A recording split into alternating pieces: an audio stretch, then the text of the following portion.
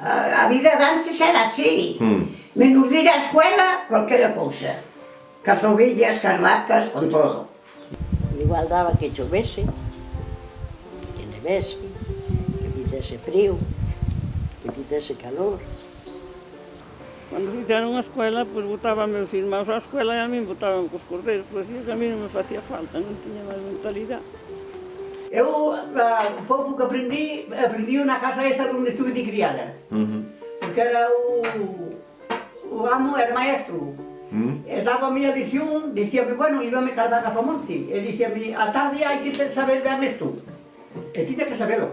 Xa tiñas 9 ou 10 anos e xa te mandaban cos cabritos pequenos.